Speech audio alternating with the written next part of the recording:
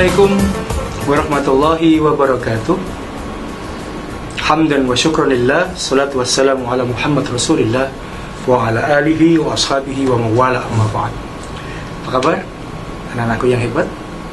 Alhamdulillah, hari ini kita bisa bertemu kembali dengan materi yang berbeda, materi tarikh, yaitu materi tentang dakwah Rasulullah Sallallahu Alaihi Wasallam. Rasulullah mulai berdakwah ketika diangkat menjadi Nabi dan Rasul ketika beliau berusia 40 tahun. Kemudian beliau melakukan dakwah kurang lebih selama 23 tahun. Periode dakwah Nabi Muhammad SAW dibagi menjadi dua periode. Periode yang pertama adalah periode Mekah, yaitu ketika Nabi Muhammad SAW berada di kota Mekah. Lalu kemudian yang kedua adalah periode Madinah, yaitu periode sesudah Rasulullah SAW hijrah ke Madinah Al-Munawwarah. Anak-anakku sekalian, Pak Luqman ingin sedikit menjelaskan bagaimana sih suka duka Rasulullah SAW ketika berdakwah, baik di Mekah maupun ketika beliau ada di Madinah. Yang pertama, Rasulullah sebelum diutus sebagai Nabi dan Rasul itu adalah terkenal dengan seseorang yang luar biasa luhur budi pekertinya, jujurnya luar biasa, tidak pernah berbohong. Bahkan karena tidak pernah berbohong itu, Rasulullah mendapat gelar sebagai Al-Amin. Al-Amin artinya adalah orang yang dapat dipercaya. Lalu kemudian datanglah risalah ketika beliau berusia 40 tahun. Lalu kemudian pada awal-awalnya Rasulullah masih melaksanakan itu dengan cara sembunyi-sembunyi, melaksanakan dakwah dengan cara sembunyi-sembunyi. Walaupun sembunyi-sembunyi, cara beliau adalah dengan mendatangi sahabat-sahabat karib beliau, sahabat-sahabat karib, keluarga-keluarga dekat beliau. Kemudian setelah itu beliau berdakwah kepada mereka, hingga kemudian berimanlah beberapa orang sahabat, diantaranya adalah Khadijah, Sayyidah Khadijah, istri beliau. Lalu kemudian ponakan beliau Ali bin Abi Thalib, lalu kemudian Zaid bin Sabit, dan beberapa orang-orang yang termasuk di dalam golongan as-sabiqun al-awwalun. Lalu kemudian keluarlah sebuah perintah lagi, fasda' bima tu'mar wa'rid 'anil musyrikin. Lalu kemudian itu adalah salah satu di antara perintah kepada Allah, kepada Rasulullah SAW untuk jahr, untuk menjelaskan, untuk benar-benar secara terang-terangan untuk mengajaknya. Maka kemudian Rasulullah SAW mengumpulkan semua sahabat-sahabatnya, semua keluarganya di sebuah bukit. Lalu kemudian setelah sampai semua berbondong-bondong menuju ke bukit tersebut, lalu kemudian Rasulullah SAW berkata kepada para sahabat-sahabatnya dan keluarganya, berimanlah kalian kepadaku, sesungguhnya aku adalah Rasulullah SAW yang diutus oleh Allah untuk memberikan petunjuk bagi kalian. Lalu kemudian salah satu di antara pamannya yang luar biasa hebatnya memuji Rasulullah berkata, tabban laka ya Muhammad, celaka engkau wahai Muhammad, alihadza jama'atana, apakah engkau mengumpulkan kami hanya untuk membuat gurauan ini? Itu adalah salah satu di antara perkataan dari Abu Jahal. Lalu kemudian dari Abu Lahab, lalu kemudian perkataan tersebut kemudian diikuti oleh tindakan-tindakan yang nyata. Setelah itu semakin banyak orang-orang yang berkumpul, orang-orang yang memeluk agama Islam. Lalu kemudian apakah cukup sampai di sini? Oh enggak. Perjuangan Rasulullah SAW belum berhasil sampai di sini. Lalu kemudian ada beberapa cara-cara diplomatis yang dilakukan oleh para kaum kafir Quraisy untuk menghalang dakwah Rasulullah. Salah satunya diantaranya adalah yang diabadikan di dalam surat di dalam surat Al-Kafirun, dalam surat Al-Kafirun, suatu ketika para pemimpin-pemimpin kaum kafir Quraisy datang pada Rasulullah. Ya Rasulullah, apa sih yang kamu inginkan? Wahai Muhammad, apa yang kau inginkan? Kalau seumpama engkau menginginkan harta, maka kami akan menjadikan kamu wahai Muhammad sebagai orang yang paling kaya di Mekah dan Madinah.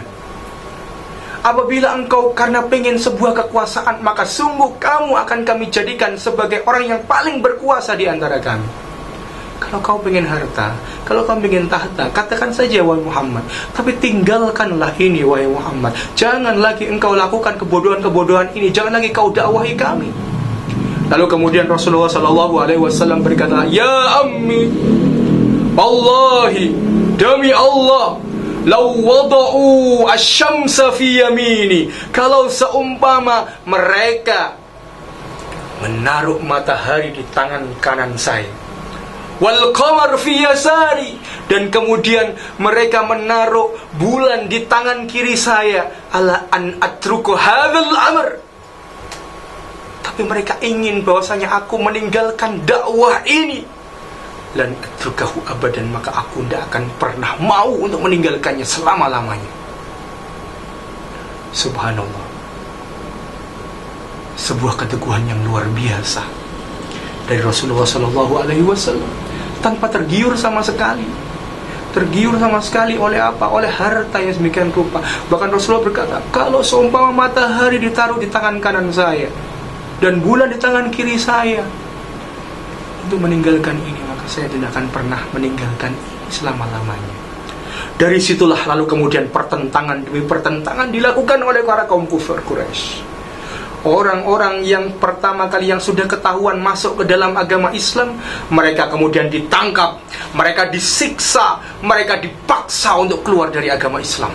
Luar biasa anak-anakku sekalian, perjuangan yang sangat luar biasa, berbeda dengan yang kita rasakan saat ini.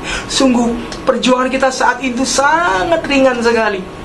Amar ma'ruf nahi mungkar, amar ma'ruf nahi mungkar, amar ma'ruf nahi mungkar. Kalau dulu, subhanallah, nyawa pun jadi taruhannya. Betapa banyak sahabat-sahabat Nabi yang syahid, menjadi orang-orang yang menjadi syahid di jalan Allah. Karena kenapa? Karena beliau benar-benar tegak mempertahankan akidahnya. Beliau benar-benar tegak mempertahankan dakwahnya. Bahkan ada satu keluarga, anak-anakku sekalian, satu keluarga digoreng habis, direbus, lalu kemudian ditusuk. Ya Allah subhanahu wa ta'ala, tidak ada apa-apanya dibandingkan perjuangan kita saat ini. Mereka luar biasa, Rasulullah luar biasa. Sementara pada saat itu Rasulullah dan para muslimin sangat sedikit, tidak bisa ngapa-ngapain. Rasulullah ketika mendengarkan para sahabatnya kemudian satu demi satu dibantai, satu demi satu disiksa, Rasulullah hanya bisa menangis, Ya Allah, beri kami kekuatan ya Allah, beri kami kekuatan ya, beri kami kekuatan ya Allah. Rasulullah, mereka adalah syahid, mereka syahid, mereka akan masuk ke dalam surga. Hanya itu yang bisa Rasulullah katakan. Karena kenapa? Pada saat itu kaum muslimin adalah minoritas, sangat kecil sekali, tidak punya kekuatan apa-apa. Lalu kemudian datanglah perintah untuk berdakwah. Ya, anak-anakku sekalian, setelah berdakwah itu dikatakan sebagai periode Madinah. Periode Madinah itu adalah periode yang merupakan masa keemasan Islam. Pada waktu periode Madinah ada beberapa hal yang dilakukan oleh Rasulullah SAW. Yang pertama pada saat itu adalah membangun pokok-pokok, bukan lagi keimanan, tapi pokok-pokok perekonomian, strategi-strategi perang, ekonomi, politik, dan lain sebagainya mulai disusun pada masa periode Madinah itu. Dengan cara apa? Rasulullah SAW yang pertama kali melakukan adalah membangun masjid. Rasulullah membangun masjid. Kok membangun masjid? Untuk sholat? No. Fungsi dari masjid itu sendiri pada zaman Rasulullah bukan hanya untuk sholat, anak-anakku sekalian. Fungsi dari masjid adalah tempat berkumpul. Fungsi dari masjid adalah tempat beribadah, tempat untuk menyusun strategi perang, tempat untuk menyelesaikan urusan-urusan pemerintahan.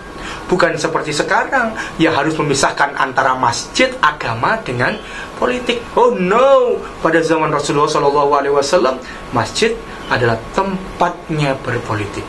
Masjid adalah tempatnya mereka rapat untuk menentukan strategi perang. Luar biasa. Bahkan masjid dipakai untuk apa? Tempat latihan perang bagi anak-anak kecil. Anak-anak kecil mereka bermain pedang-pedang di dalam masjid. Dari situlah kemudian mereka dikenalkan, dicintakan terhadap masjid, dan masjid menjadi roh pusat daripada peradaban Islam pada saat itu. Maka yang pertama kali Rasulullah lakukan adalah membangun masjid. Lalu kemudian yang kedua, bagaimana Rasulullah akhu al-muhajir wal ansar. Yang kedua adalah bagaimana Rasulullah mempersaudarakan antara kaum muhajirin dan ansor.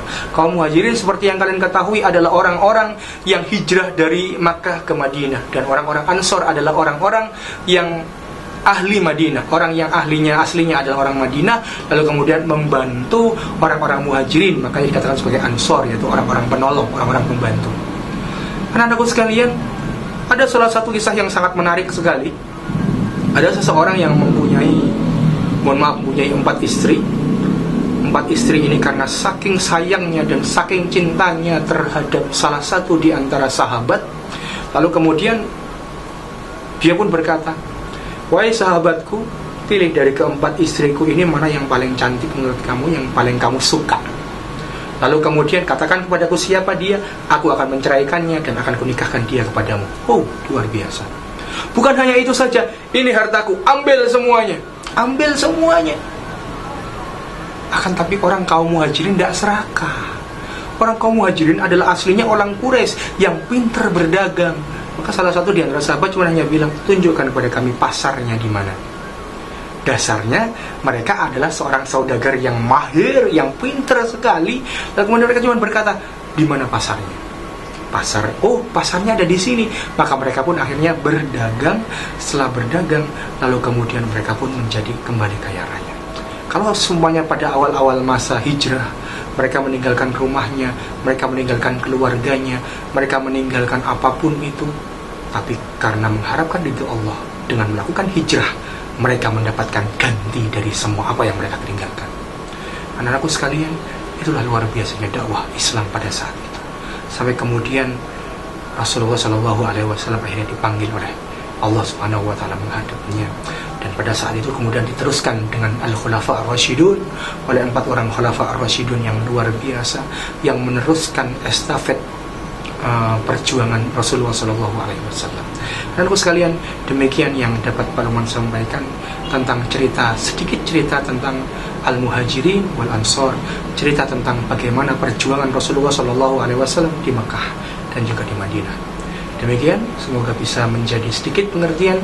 Selamat menjalankan ibadah puasa dan ibadah-ibadah lain pada bulan suci Ramadan ini. Mari kita jadikan Ramadan kita tahun ini lebih berarti, walaupun di tengah musibah yang kita alami. Terima kasih. Assalamualaikum warahmatullahi wabarakatuh.